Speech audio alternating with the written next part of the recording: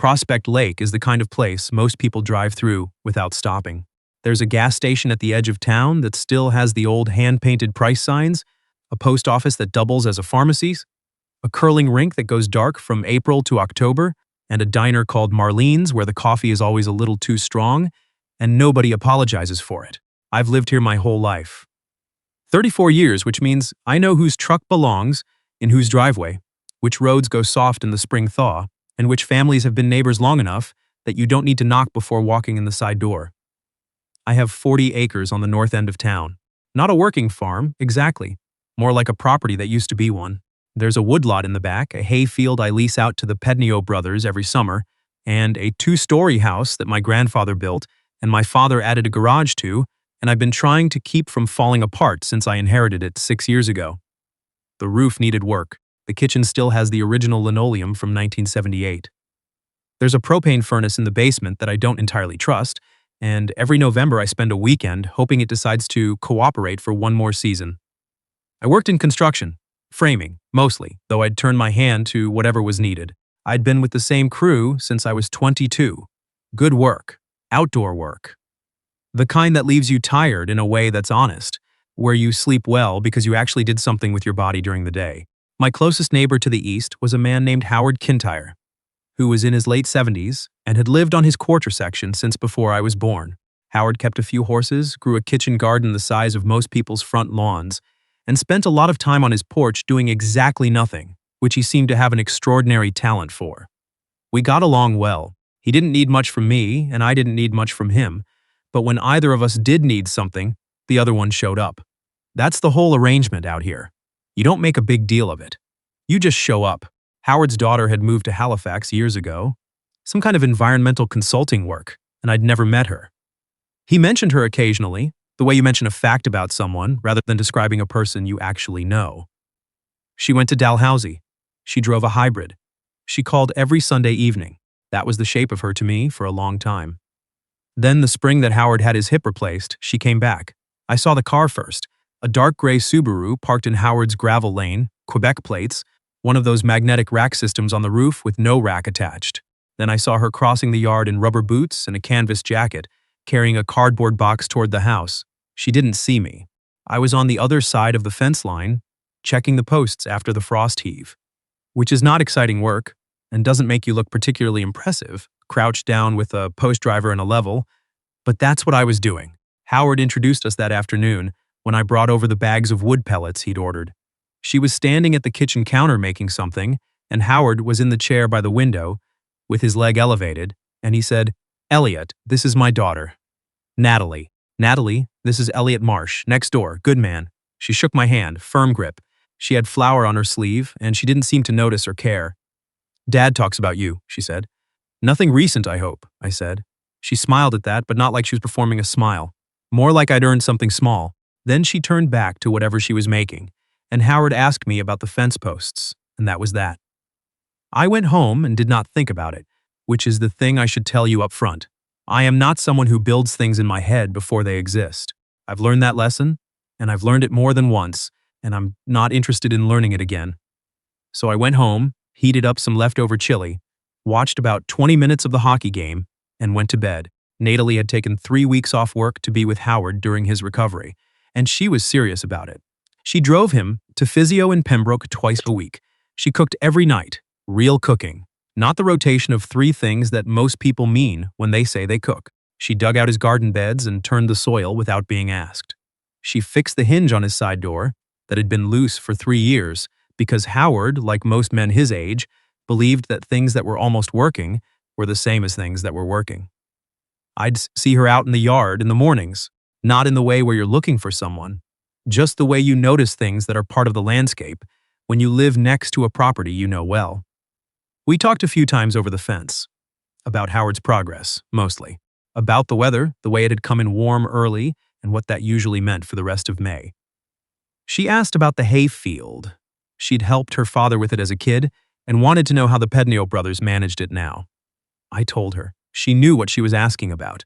That surprised me, though it probably shouldn't have. One morning I was splitting wood at the side of the house and she came across the field with a casserole dish covered in foil.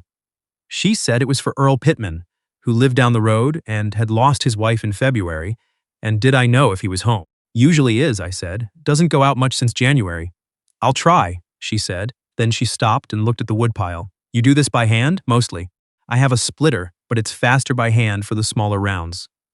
She put the casserole down on the fence post and picked up one of the split pieces, turned it over. She knew how to hold wood. I don't know if that sounds strange. It's just something you notice, whether someone knows what they're touching. Smart grain, she said. Ash from the back lot, burns clean. She set it down, picked up the casserole, started walking toward the road. That's good of you, I called after her. Earl will appreciate it. She looked back once, briefly, the way you do when you're not stopping, but you've heard something. Then she kept going. I stood there with the maul in my hand for probably 10 seconds longer than I needed to before I went back to work. The 3 weeks became 5. Her work let her do the consulting remotely for the extra 2, which Howard said, like it was just information, but which I think he had something to do with. He was not a subtle man about the things he wanted. There was a night in early June where a system came through fast. The kind that builds all afternoon and then unloads by 8 o'clock. I'd been watching the clouds come over from the northwest and I texted Howard to ask if he'd got his outdoor furniture under cover. He said Nathalie was handling it. 40 minutes later, the rain was coming sideways, and I looked out the kitchen window and could see the lights on in Howard's barn, which shouldn't have been lit up because the horses were in the lower field. So I pulled on my jacket and went.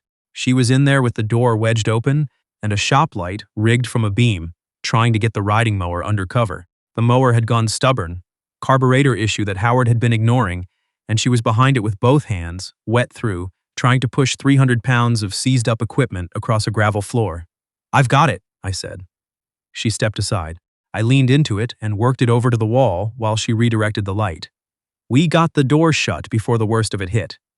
We stood in the barn while the rain hammered the metal roof, the way it does when the drops are big and close together, and you can't hear anything else.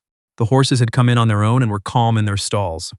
Howard's barn smelled the way all barns smell, hay and old wood and something mineral underneath, the smell of work that's been done in the same place for a long time. Thank you, she said. That mower's been half dead since fall. I told him to have it looked at. He says it starts most of the time. Most of the time isn't the same as working. She laughed at that. A real laugh, the kind that's also a little bit of frustration. The sound of someone who has been saying the same thing to the same person for years. He's exactly the same about the gutters, and the back step, and the pilot light on the stove. He keeps my number for a reason, I said. We were quiet for a while, listening to the rain. One of the horses shifted in her stall. You've been here a long time, Nathalie said. It wasn't a question. My whole life. Born in Pembroke, grew up here, never really left. Does that feel? She stopped. Feel what? I was going to say small. But that's not what I mean. Or it's not all I mean. I thought about it. It used to, I said, when I was younger, like there was a ceiling. Like I was supposed to want something bigger and wasn't trying hard enough. I looked at the rain outside the gap under the door. Now it just feels like home. That shifted somewhere along the way and I couldn't tell you exactly when. She was looking at the same gap I was. I've been in Halifax for 9 years, she said. I like it. I like the work. I like the harbor. She paused. I'm still not sure when I stopped feeling like I was visiting. I didn't say anything to that. Sometimes you don't need to say anything because the person isn't waiting for you to. They're just saying the thing out loud to see if it sounds true. The rain went from hammering to tapping and then to the quiet kind that would last all night. We waited until there was a break, and then she ran back across the field and I walked back to my place through the wet grass, my boots dark with it by the time I got to my porch. I sat outside longer than I needed to. The sky was the dark blue it gets after a summer storm, very clean, the stars coming out one at a time at the edge of the cloud line, the kind of night where the whole country smells like rain and soil and green things, and you sit still in it because it would feel wrong to go inside. Howard had his 6-week checkup in the middle of June. The surgeon cleared him for full weight-bearing. He was already back to puttering around the property, which the surgeon had probably not authorized, but which nobody was going to stop him from doing. Nathalie was supposed to go back the following weekend. I had come over on Friday afternoon to help Howard get the boat off its winter stands, a 14-foot aluminum that he'd had for 30 years and maintained with the same stubborn affection he gave everything he owned. Nathalie was on the porch reading, and she set the book face down when I came through the gate. You're going to need 2 people for the bow, she said. I know, I'll help. She did. She knew what she was doing there too, held the front end while I worked the stands free, guided it level, knew when to hold and when to move without being told. We got it set up on the trailer in maybe 20 minutes. Afterward, we sat on the dock while Howard made coffee and argued with the percolator from inside the house. The lake was dead calm. A loon had been calling since morning, the kind that goes on without seeming to want an answer. "You're heading back Sunday?" I said. "Saturday morning, actually. I have a site visit Monday, long drive, 6 hours if I don't stop, 7 if I do." I watched the loon for a minute. It surfaced about 40 meters out, shook the water off its head, dove again. "Your dad's been better since you came back," I said. "Not just the hip. The whole thing. He gets up earlier." "He'd never admit that." "No, he's been alone a long time," she said. "Since Mom? That was 11 years ago now." "I know. I remember that week." She looked at me then properly, the way she hadn't quite in all the weeks I'd been coming and going. "He told me you cleared his driveway all winter that year. Every snow. Didn't say anything about it, just did it. It's on my way." "Elliot." "What? That's not what I'm talking about, and you know it." I didn't say anything. She looked back at the water. "I worry about him. Being this far." "He's not alone," I said. "Not really." She was quiet for a moment. Then, I know. Howard came out with the coffee, 3 mugs hooked in one hand, walking carefully on the new hip with a kind of deliberate dignity that was very Howard. We drank coffee on the dock. He told a story about a pickerel he'd caught in that same spot in 1987 that kept getting longer every year. Natalie told him she'd heard that story at least 4 different ways. He said all 4 ways were true. I drove home in the early evening with the windows down. The fields along the road were that deep green of late June, thick with it, and the sky had that long northern light that holds on past 9 o'clock until it finally lets go, all at once. I thought about what she'd said. Not the words exactly, the way she'd said them. That's a different thing. She didn't leave Saturday. Howard's propane had gone low overnight.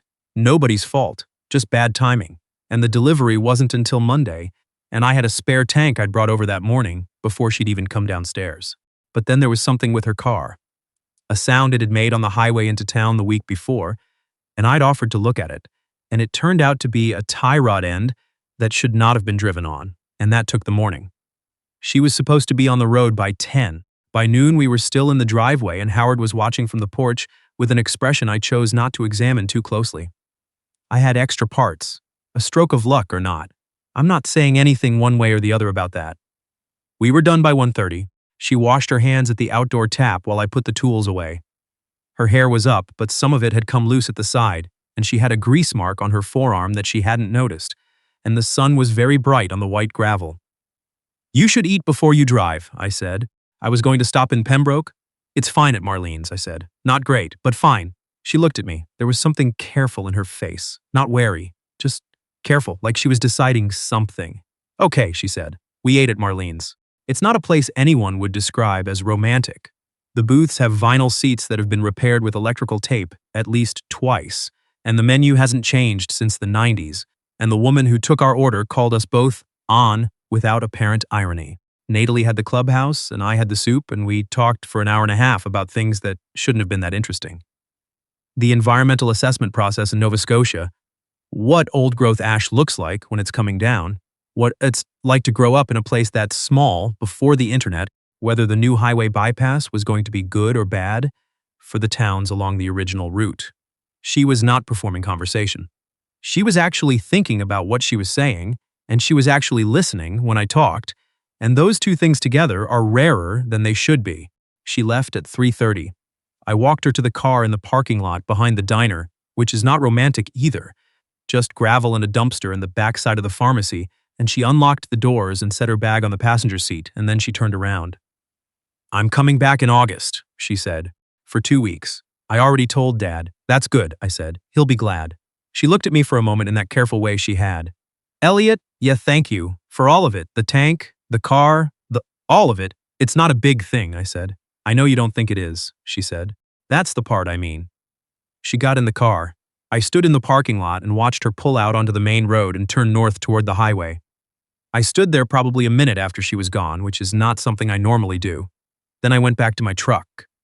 August came. She came back. It was different this time, and I don't know exactly how to explain that.